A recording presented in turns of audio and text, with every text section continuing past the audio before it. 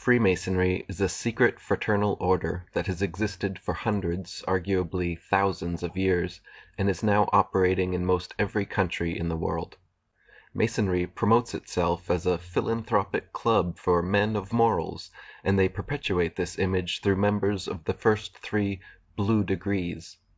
97% of all Masons fall into this category, and they are often upstanding citizens, pillars of the community who truly are charitable and benevolent.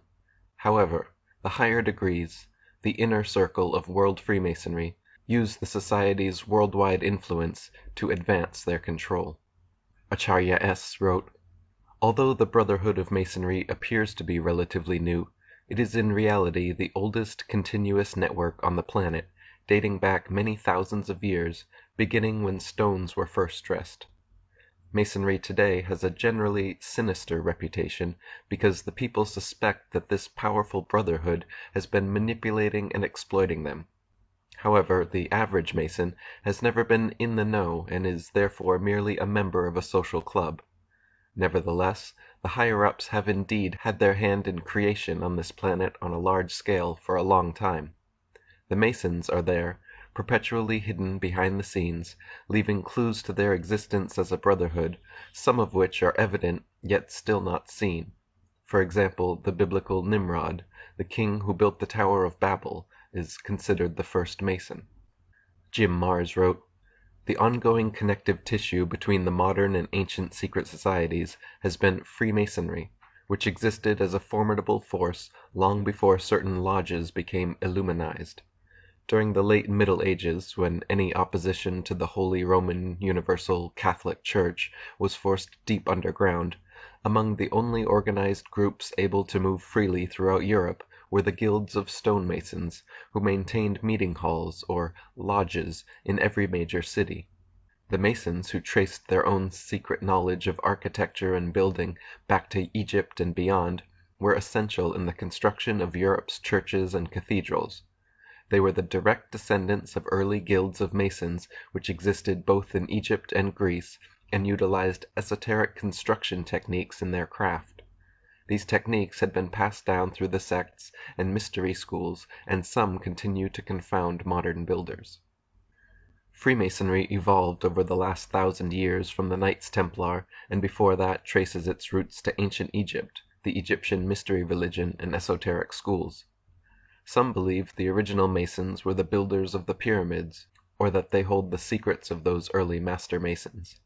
Freemasonry is not, however, merely a builders and stoneworkers guild. Right from the first degree, initiates take blood oaths, perform occult rituals, and begin learning about a number of arcane subjects, delving deeper as they rise in degrees. Some of the subjects studied and practiced include astrology, consciousness, magic, tarot, Kabbalah, the Tree of Life, sacred geometry, divination, scrying, theosophy, numerology, symbology, alchemy, hermeticism, the chakra system, auras, energy bodies, astral projection, out-of-body experiences, kundalini, geomancy, Masonic occult history and philosophy, metaphysics, epistemology, secret handshakes, and secret gestures. Masons rise in degrees through a process of rituals and initiations. They read books like Machiavelli's The Prince and Albert Pike's Morals and Dogma, then write essays detailing whether they agree philosophically with people like Pike, Hegel, Machiavelli, and others. These essays are then sent to the headquarters of International Freemasonry and reviewed by top-level Masons. If the initiate agrees that the few should control the many and that secret society rule is virtuous, etc., then he is congratulated and promoted through higher degrees. If the initiate disagrees that the few should control the many, and holds a genuinely moral position, then he is congratulated and promoted within his existing branch, never to rise above the blue degrees. Every Mason will disagree with this, however, because most Blue Lodge Masons genuinely do not know, and high-ranking Masons are sworn to secrecy. Commander of the Supreme Council of the 33rd Degree and Supreme Pontiff of Universal Freemasonry, Albert Pike, wrote in his Morals and Dogma, "The blue degrees are but the outer court or portico of the temple. Parts of the symbols are displayed there to the initiate, but he is intentionally misled by false interpretations. It is not intended that he shall understand them, but it is intended that he shall imagine that he understands them. Their true implication is reserved for the adepts, the princes of Masonry. 33rd degree Masonic historian Manly P. Hall wrote, "Freemasonry is a fraternity within a fraternity, an outer organization concealing an inner brotherhood of the elect. It is necessary to establish the existence of these two separate yet interdependent orders, the one visible and the other invisible. The visible society is a splendid camaraderie of free and accepted men enjoined to devote themselves to ethical, educational, fraternal, patriotic, and humanitarian concerns.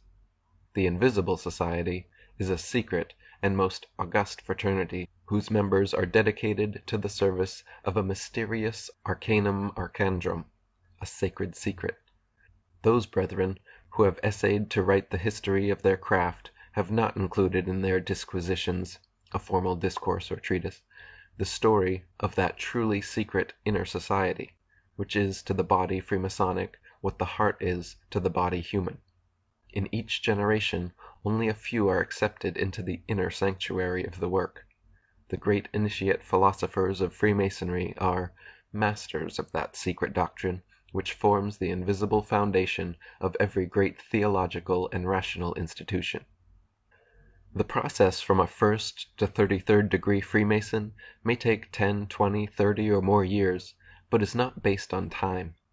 The way initiates rise degrees is through invitation by members of a higher degree. This is the nature of all secret societies. The only way to get ahead is by appeasing those ahead of you. It is through this bootlicking pyramid structure that the few bloodline elite at the top control the many at the bottom. Then, by issuing lords, knights, and vassals of various degrees along the way to do their bidding, the royals essentially control all facets of this worldwide brotherhood." Manly P. Hall wrote, "The initiated brother realizes that his so-called symbols and rituals are merely blinds fabricated by the wise to perpetuate ideas incomprehensible to the average individual. He also realizes that few Masons of today know or appreciate the mystic meaning concealed within these rituals." Jim Marrs wrote, "The invitation only 33rd degree is the highest publicly known degree. The vast majority of members look upon their affiliation with Freemasonry as little different from joining the Lions Club, the Optimists, or the Chamber of Commerce. And from their standpoint this is true. Even Masonic literature makes clear that only those initiates who progress beyond 33rd degree status are educated in the group's true goals and secrets. This hierarchy is readily admitted by Masonic authors. There has always existed an external, elementary, popular doctrine which has served for the institution of the masses who are insufficiently prepared for deeper teaching," wrote Mason Wilmshurst. "There has been an interior, advanced doctrine, a more secret knowledge, which has been reserved for riper minds, and into which only proficient and properly prepared candidates who voluntarily sought to participate in it were initiated." The highest known formal degree of Masonry is the 33rd degree. This title has been held by many world leaders and important names in modern history. The following U.S. presidents were known to be Masons, many of them 33rd degree: Washington, Jefferson, Madison, Monroe, Jackson, Polk, Buchanan, Johnson, Garfield, McKinley, Roosevelt, Taft, Harding, Roosevelt, Truman, Ford, Carter, Reagan, Clinton, both Bushes, and Obama. All the following people were also Masons, most of them 33rd degree: Buzz Aldrin, John Glenn, Yasser Arafat, Tony Blair, John Wilkes Booth, James Cameron, Winston Churchill, Walt Disney, Bob Dole, Frederick Engel, Newt Gingrich, Mikhail Gorbachev, Al Gore, Billy Graham, Richard Holbrooke, J. Edgar Hoover, Colonel Mandell House, Saddam Hussein, Burl Ives, Jesse James, Jesse Jackson, Henry Kissinger, Vladimir Lenin, Robert McNamara, Karl Marx, Lord Alfred Milner, Benjamin Netanyahu, Albert Pike, Prince Philip, Colin Powell, Cecil Rhodes, James Rothschild, Charles Taze Russell, Joseph Stalin, Strom Thurmond, Leon Trotsky, Paul Warburg, H.G. Wells, and thousands more. Tex Mars wrote, "When we examine the historical record of the world's most despicable mass murderers and revolutionaries, we find that almost all of them were members of Freemasonry and other secret societies of the Illuminati. Robespierre was a Freemason, Weishaupt was a Freemason, Napoleon was a Freemason, Lenin was a Freemason, Stalin was a Freemason, Truman and Roosevelt were Freemasons, Ariel Sharon is a Freemason, Bill Clinton is a Freemason, Fidel Castro is a Freemason." Traditional history insists that the Revolutionary War was fought over the British monarchy's unjust taxation of America. While this is true on one level, it is also true that the leaders of the American Revolution, the signers of the Constitution and Declaration of Independence, were all descendants of British aristocratic bloodlines, and most of them Freemasons. Manly P. Hall wrote, "Not only were many of the founders of the United States government Masons, but they received aid from a secret and august body existing in Europe which helped them to establish this country for a peculiar and particular purpose known only to the initiated few." David Oveson wrote, "The very struggle for independence seems to have been directed by the Masonic Brotherhood, and some historians insist had even been started by them." Graham Hancock wrote, "Freemasonry was the driving force behind the ideals and tenets of the American Revolution. What is less well known is the fact that there was a very close connection between the French and American Masonic lodges at that time. In those days, Freemasonry in America was regulated by United Grand Lodge in England, which appointed provincial Grand Masters in various regions of the North American continent. Before the Revolutionary War, the New World of the Americas lacked unity and autonomous identity. For almost 300 years there was no military, constitution, or federal government. Then, within 2 short years, the snap of a historical finger, America had Continental Marines, Continental Congress, and the Articles of the Confederation. With the Declaration of Independence, the British colonialists, or Americans, officially separated from the British nationalists. Freemason and bloodline General George Washington became first President of the now United States of America, and royal rule of America switched from overt to covert. Royal and secret society rule had not changed, only the perception of governance changed, while the same DNA stayed in office. Instead of peasants well aware of their plight, knowing the monarchs and emperors oppressing them, we became peasants who actually believed we were born into a free and open system. Jim Mars wrote, "Freemasonry, the oldest and most powerful secret society in the history of the world, had planted firm roots in early-day America, and even played a significant role in the American Revolution. It played an even greater role in the subsequent French Revolution, which initially was greeted with great joy and approval in the United States. The number of Masonic lodges grew, and membership increased. By 1826, it was estimated that Masons in the United States numbered nearly 50,000, mostly educated and professional men. But in that year, one Mason broke ranks. It became known that a Captain William Morgan of Batavia, New York, was planning to publish a book revealing the secret symbols, handshakes, oaths, and purposes of the Freemasons. Morgan, a 30-year member of the order, wrote, "The bane of our civil institutions is to be found in Masonry, already powerful and daily becoming more so. I owe my country an exposure of its dangers." Before the book could be printed, Morgan and his publisher were kidnapped in Batavia. Irate friends and neighbors pursued the kidnappers and managed to rescue the publisher, but Morgan was not so fortunate. He was never seen again. Years later, a Mason named Henry L. Valence confided to his doctor as he lay dying that he and 2 other Masons had dropped Morgan into the Niagara River. Valence said since that night he had suffered from a guilty conscience, the mark of Cain, and sought absolution for his sin. If you listen to Hollywood's Masonic adventure movie National Treasure, then 6 of the founding fathers were Freemasons. If you read various Masonic websites, they tend to admit 9 to 13 were Masons, but the truth is that the majority of the founding fathers were high-ranking Masons. David Icke wrote, "Of the 56 signatories of the American Declaration of Independence, at least 50 were known to be Freemasons, and only 1 known not to be."